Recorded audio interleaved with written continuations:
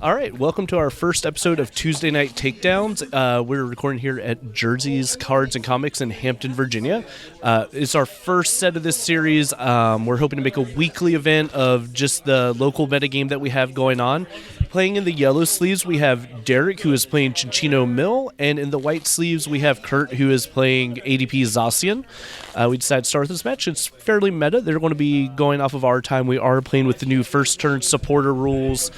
Join me on commentary for this round is Tyler Ralston. He has a bye, so he's going to be chilling out with us and playing into what's going on. You want to say anything, Tyler? Hey folks, just happy to be here. All right, so they're setting up, and Kurt is going first, I believe. Okay. So this is going to be like a heavily interested matchup for people going to Oceania Intercontinentals. These are two of the biggest decks in the format. And they're considered to have like one of the closest matchups. ADP Zacian is considered to be one of the only things that can effectively play against Cinccino Mill just because of its outs to Gust, taking the extra prize cards. But it's not an auto win for ADP Zacian by any means. There are ways you can tech for it. You can use things like Bill Elba and Bryson Man of your own to try to catch them on a turn where they did not keep more than 3 cards in their deck. You can play things like even Giraffe Rig too, so when they're trying to recycle their resources, you can put them into the loss zone. Yeah, and that may come up in this matchup. So both of these guys are getting shuffled up, and we're just about ready to start here.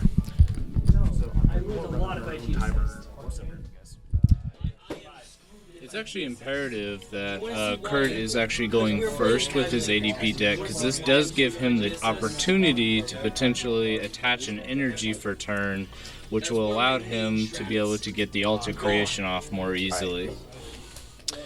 So one thing Kurt's going to need to be mindful of is Derek actually plays one Inniporter in his deck. So if he throws down that Aurora energy on turn 1, it could come back to bite him later on. It's not optimal for Kurt right now starting that Dene GX, but he did have a skateboard, so it'll be a little bit mobile. But, here's that downside that first turn supporter is all he can do is draw the card, attach that to skateboard, and pass. It feels like even if he had got something like Zacian on the field to use Intrepid Sword, or if he had been able to quick ball into like a Jirachi to get a Stellar Wish off, maybe get that tag call to search out a supporter. Maybe he's just sitting on a good hand for next turn where he's going to be able to go, like a Zacian to the bench, attach like double Metal Patch and get something going.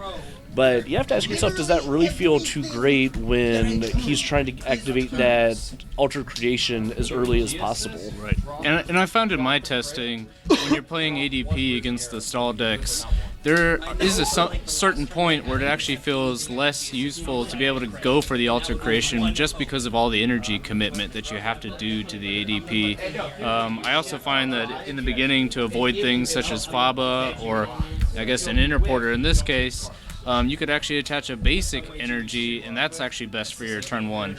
But as we see here, he didn't get that, which is going to allow Derek to actually set up and get more basics in play before Kurt is actually able to do anything. Yeah, and I mean, Derek's going off about how he wants to. He started off with the Cinccino. He's able to quick ball into another Cinccino. He's seen on a Zacian in hand, which is going to give him that Intrepid Sword at the end of the turn. He had a tag call. It looked like the Mew 3 and a Caitlyn Cynthia tag team. So he's guaranteed himself a supporter, if nothing else. And I think this is kind of the direction that Derek just wants to move into. There's not really anything else he can really ask for this turn, especially considering how far behind in the game Kurt is. And it's funny to say that Kurt hasn't even played out a turn, and he's far behind in the game by missing that energy attachment early. Right, and Derek doesn't need to get even a whole lot into play because he does, like you said, have that Zacian. And what Zacian has done is, like in past decks that do control, where you have things like Tropical Beach or other draw cards, it allows him to draw cards without even needing to use Zacian in an attacking manner. He can just, at the end of every turn, draw 3 cards and continue to build his hand, which will allow him to get the pieces that he needs to get the lock going. And I think kind of like the beautiful thing here is that even if Derek plays the Zacian, which he did, and Kurt gets off that alter creation, it doesn't really help Kurt to take the knockout on it because he's still going to have to knock out 2 things past that if Derek kind of allows Zacian to be his only committed bench sitter. Which, and we have a big discard there. He had to discard his entire hand with the Professor Magnolia. We see he's got some key resources in there. I think I saw some Aurora energies in there. It looked like 2 Aurora energies. Everything else was metal energy. At least he's got that metal in there for like a metal saucer coming up. He's got Primate Wisdom, so hopefully that gives him something that he needs because he's still not even getting an attacker on board. So Primate Wisdom's actually kind of cool in this matchup because they're going to be milling from the top of your deck. You can actually take things that are maybe less useful in your hand that you may not need for this matchup, put them on the top of the deck, and then allow your opponent to mill those cards instead of potentially milling more important cards for the matchup.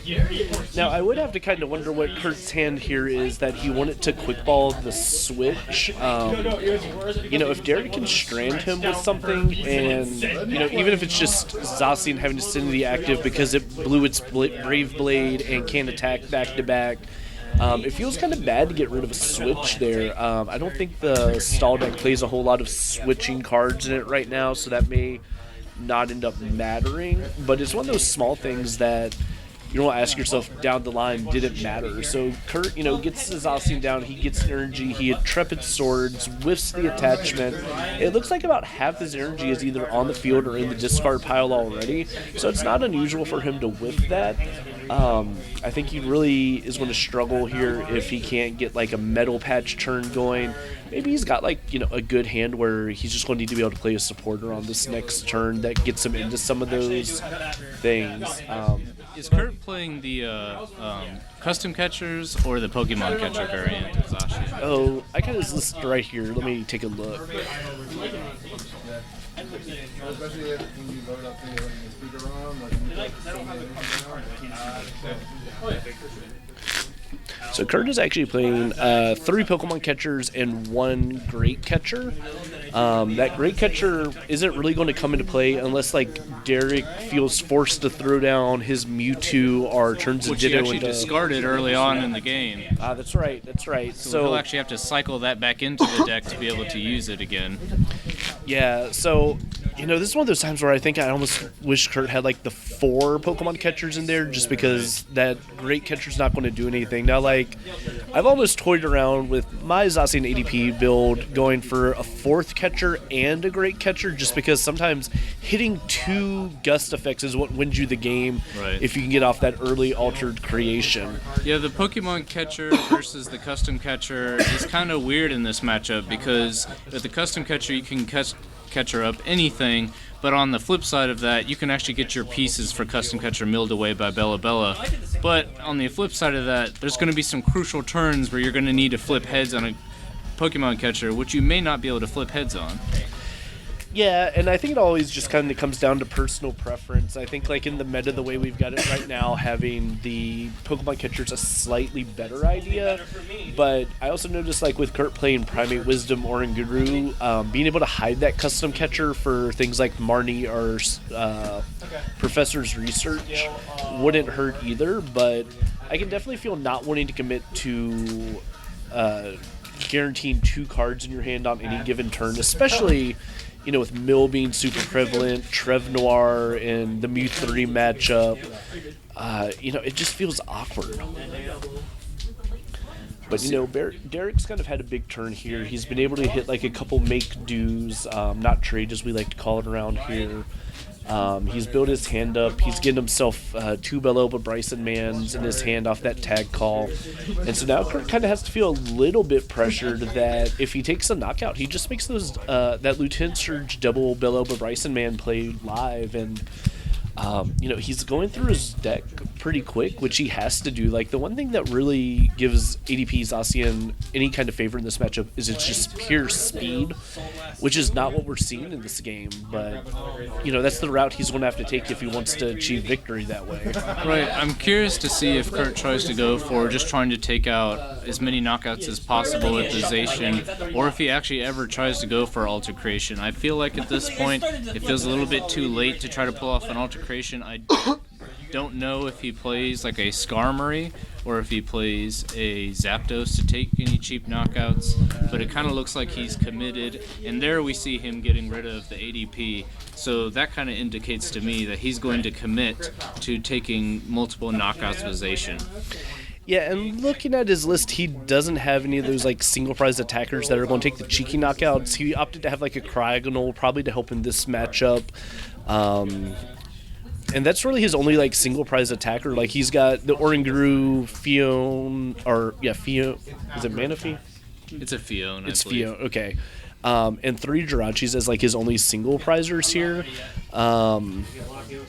And like he plays the metal frying pans in here, which are neat, but against a deck that's not doing any kind of damage, doesn't really help you out in any way. Right. I felt in Zacian ADP decks that even though I would play the metal frying pan for a more defensive strategy, I felt like I was never going to search for the metal frying pan. And every time I played Guzma Hala or I would reach for any card, it was usually for a fine ban to get that extra little damage to take those key knockouts. Yeah, I think if you're going to go like the metal frying pan route, you really need to go like the full defensive strategy of having like Lucario Melmetal along with the frying pans. I think like if you want to do like a hybrid build, you play the metal frying pans, Lucario Melmetal, and Berserker.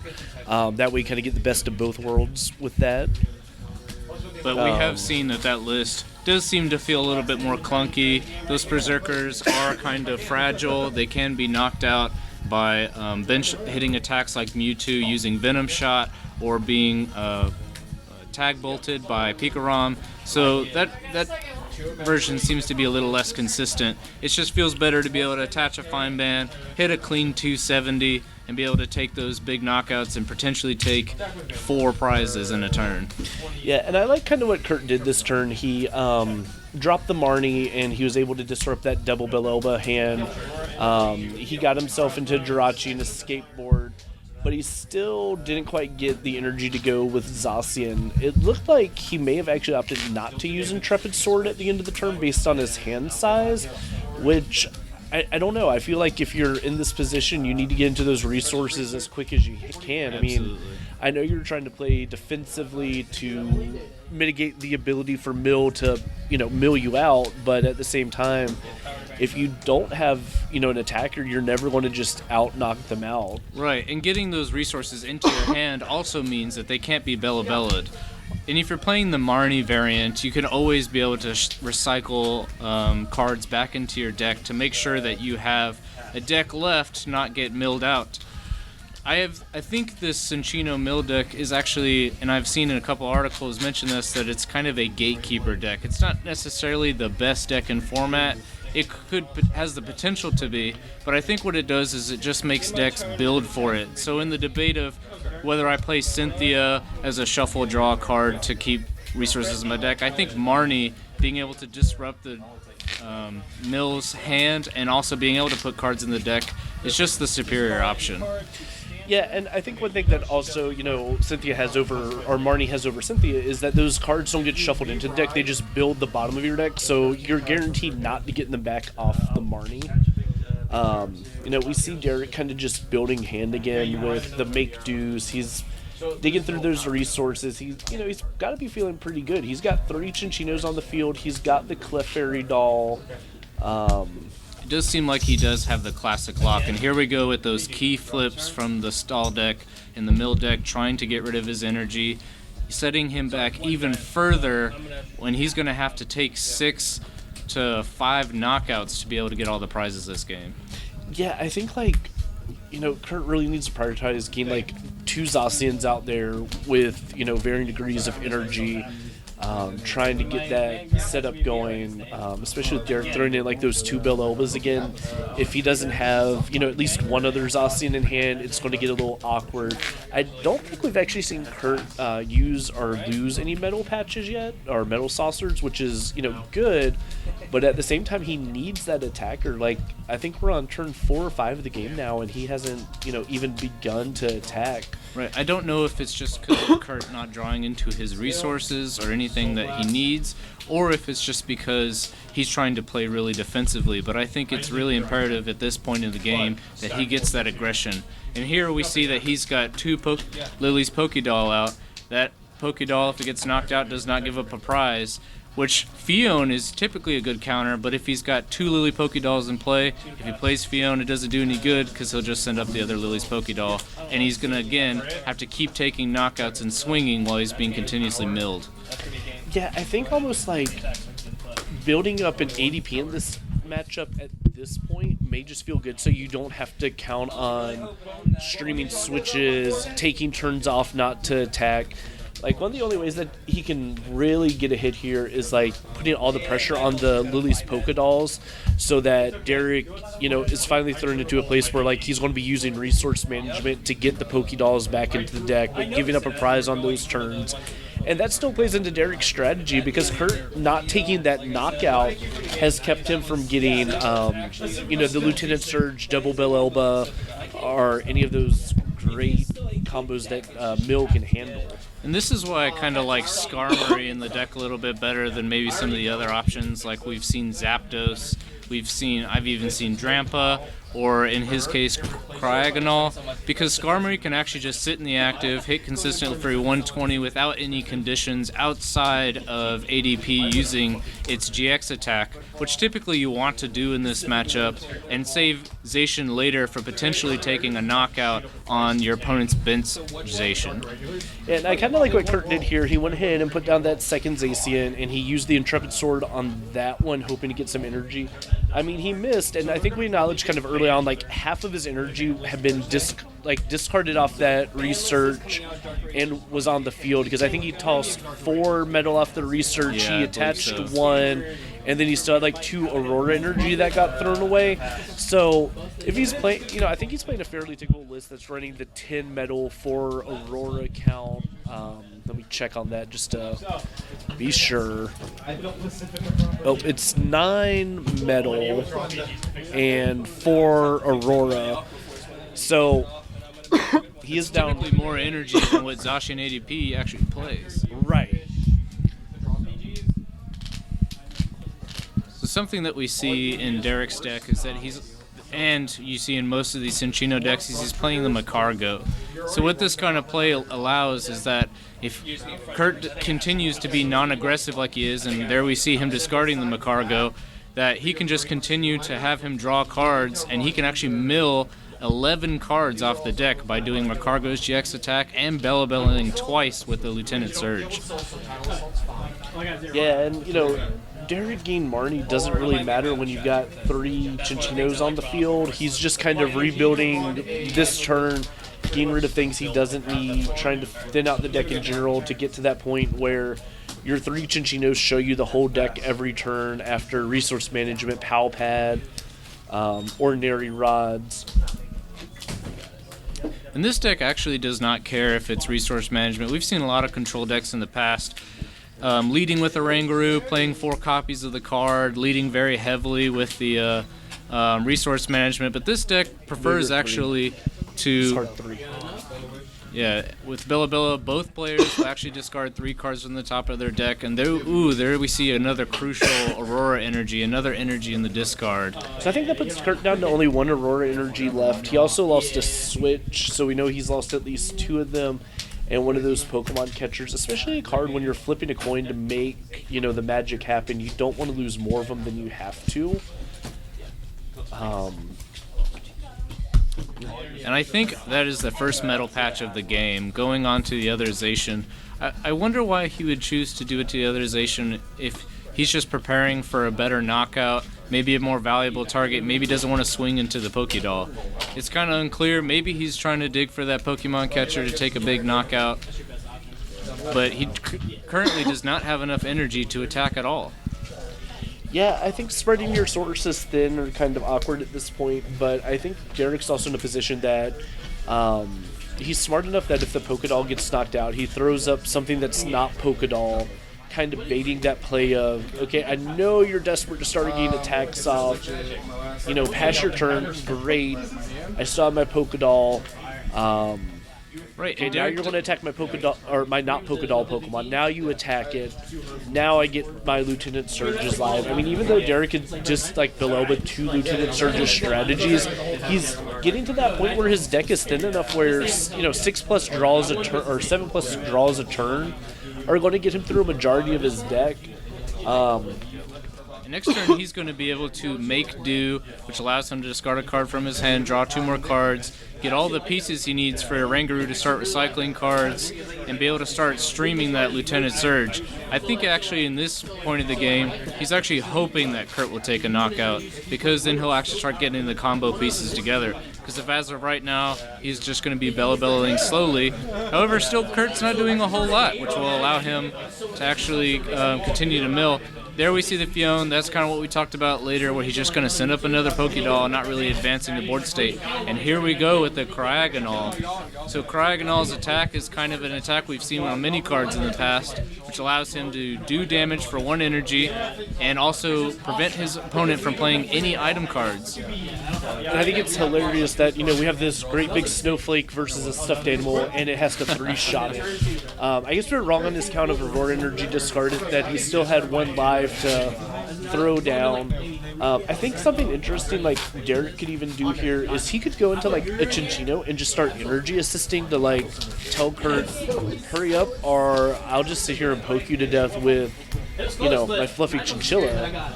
Right, and something else that's interesting is typically you want to get the item lock early on so they can prevent the energy denial, but this is his last Aurora energy. He doesn't play any water, so that means he doesn't need a Crushing Hammer to actually get rid of this energy, which is an item card. He can actually use a Faba, which isn't an item card.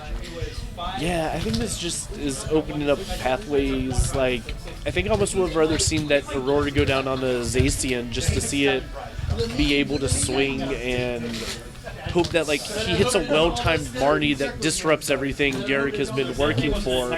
But again, looking at Derek's deck, it looks like he's got about 3 cards left, so Marnie's not going to be as disruptive as it has been, on other turns. It might seem like a hindrance to have to be able to... He frozen locked you. Yeah, just making sure that the players are reminding of that item lock. It's kind of hard, but both players have to keep track of that.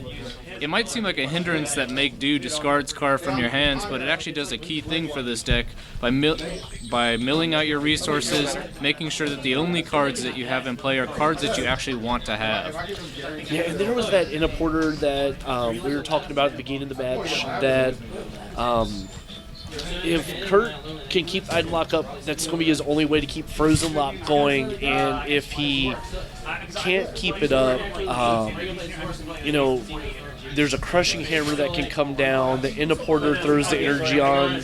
Probably Jirachi, something that slapping for 20 doesn't matter. And without a Alter Creation in play, this Cryogonal really isn't putting on a lot of pressure. There's going to be a lot of turns that go by before this Cryogonal actually accomplishes anything. It actually will take 3 whole turns for him to be able to get rid of this Pokédoll. However, it is keeping Derek from actually using his PAL pads, which are essential for keeping his deck full of resources. Yeah, I think almost what we're going to have to see Derek start to do as he's got down to this 3-card deck is Lily's Pokédoll's effect to put itself on the bottom of the active, promote the other Lily's Pokédoll, put down the Rangaroo, recycle energy, Pokédoll again, and then start the resource management. And even that's just like trying to... Because, the item lock can put him in a place where if he can't stabilize his board state, it can get out of hand really quick. And this is where we're talking about that, if Kurt had opted for, a one of Belelba, he could have Belelba'd Derek on this turn and won the game. Especially under that item lock. So, be curious to see where Derek goes in this course of play. But the thing is, you go to regionals, those decks are gone after the first round. Okay, so here's what we're talking about is the Lily's Pokédoll hides on the bottom. To make sure that he still has a Lily's Pokédoll in case he needs to establish a turn, he throws up the Cinccino with the air balloon, and he's going into that Rangaroo to start recycling resources. Now, I know we were talking about a second ago, Tyler talking about that it would take 3 turns before that Kraganol really did anything. But, like, the realistic side of it, before we saw this, switch into the Oranguru strategy, it would have taken him really 6 turns to knock out the 2 Lily's Pokédoll and not have any more Lily's Pokédoll coming down. So, right, at that point, it would seem like Derek would be able to manage his resources, really progress his state to prepare for those big turns. And here we see, again, progressing for that big turn where he's going to use his Lieutenant Surge and Bella over and over. But he still yet can't use that Lieutenant Surge because Kurt has yet to take a prize card. Yeah, and, as he thinks about that, he had the Lieutenant Surge to be the first draw there, but then he's like, no, really, I need to put Bell on top because that Surge probably isn't going anywhere. He knows Kurt has like a Zacian online that can start swinging, but he can't really move that Kraganol in an effective way without losing, his item lock. Right, and even in the current board state, if things progress exactly how they are, where he's using his item lock attack, he's not doing a whole lot of pressure, I think Kurt still loses because he will still eventually mill out. He'll again eventually get to that 5 card like we said before, where then he can mill 5 cards or even Bella another 3 cards. And every turn Kurt is drawing a card, and every turn he's going to be milling a card and just recycling back in. He doesn't need items to be able to do that. Yeah, now that Biloba probably felt good. He got rid of his Zacian in the middle frying pan and a tag call, so there wasn't anything that he really needed in that. So it's going to help get Kurt closer to the resources he needs. Now, one thing that Kurt could have going for him is they are getting a little low on time. They're under 6 minutes left in the round, and Derek still has a long way to go through that deck.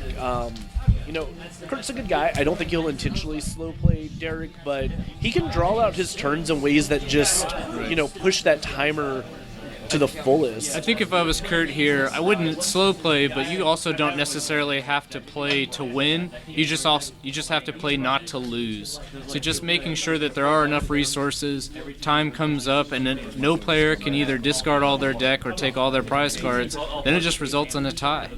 Yeah, and we see Derek there counting that deck. It looks like Kurt is getting into like the low 10s of a deck left, which kind of works out because Derek can't hit that double Belelba turn with the Magcargo that we keep referencing. And I think like the best thing Kurt can do is just to continue up that frozen lock, making sure Derek can't really advance the board state. It's one of those weird times where we said Kraganol's not going to do much, but right now taking a 12-turn knockout is really good for Kurt. What we've seen there is he's actually attached an additional energy to the Oranguru, which means he could actually use its attack, Profound Knowledge, which will allow him to start putting pressure on this Kraganol, saying, if you don't do something or start putting pressure on me, I'm just going to put pressure back on you, knock out this Kraganol while also discarding your deck. Then I'll regain my ability to use my energies. Something that's also interesting that we brought up earlier is that I mentioned that Faba, that he could get rid of that energy. We know that Derek has seen his entire deck, which means that he either doesn't play a Faba or it's in his prize cards. Yeah, I think like where Kurt could go, and I haven't seen exactly how many Pokemon catchers. I've seen at least 2 get milled out, meaning he has maybe 1 left at best. And like looking at Derek's hand and deck, if he could Pokemon catcher, Kurt just asked if he could count his deck. If you heard my there. It's imperative to keep that he keeps track of his resources. Your opponent can also count your deck. Yeah, we've seen Derek do that a couple times. I mean, you're playing a mill player when they start counting. You may not have known it at the beginning, but when they're like, oh, you have 22 cards left in deck. Okay, now you know what you're going up against. I think like the best thing Kurt would be able to do here is if he could hit a Pokemon catcher on the Zacian and then leave that active. I don't think... no, he may do. Okay. Now he's below. So what's kind of interesting about Bellaba is that you don't actually have to have prize cards in your deck any cards in your deck to be able to use Bellaba. You can do it technically not discarding your deck because you don't have a deck to discard, but continue to mill your opponent. Yeah. And we actually see Kurt's deck getting pretty low. I don't know if he plays any other Marnie, so it's kind of concerning that he might not be able to recycle resources, and he's coming close to time, but I just don't know if there's enough time for him to win this, or at least tie, while he's continuing to Bella Bella. Yeah, I don't know. I mean, he's got like enough of a hand now where he would at least get a couple cards back in with the Marnie. But it could be a case where he hasn't taken a prize all game, and maybe his Marnies are hiding in the prizes. Yeah, I don't know, because it feels like Derek is slowly setting himself up for like the play where he can get Mewtwo Mew down and just like Magma Flow GX along with Bell Elbow Bryson Man to close it out. But it's just pretty much 2 turns left of Derek being able to Bell Elbow Bryson Man Kurt. Right. And this is where we're seeing where Kurt not getting that early pressure, or even getting or not getting Cryogonal in play at the right time early on in the game is really starting to hurt. Even though it's really slowing Derek down and making his strategy a little bit difficult, it might be too little too late. Yeah, and this is like one of those weird times where Marnie is less good than Judge, because like Derek pretty much just has to say Biloba, Surge to give himself, the top deck that he needs to close the game out. Oh, and then we see 2 more energy in play, so really any other Pokemon attacking in this game really doesn't look like he's going to have to commit to this Cryogonal 100%, and I don't think with how many cards are left in his deck, he's going to be able to make it. Yeah, I mean, it's just rough. I mean, we see Derek throw back like the Ordinary Rod with the Biloba, and I think like the only thing Kurt can do to hang on now is if he's got that Marnie, adding a few more cards to deck and hoping that that Marnie adding to his deck helps him get towards the time being called in his round. They're looking at only about 30 seconds left on the clock, and Kurt can only Frozen Lock and pass, so we know Derek has that Biloba Bryson Man. And that's game. He's out of deck. He just passes the turn, and Derek has won this first round. All right, we'll be back with round 2 in a few minutes.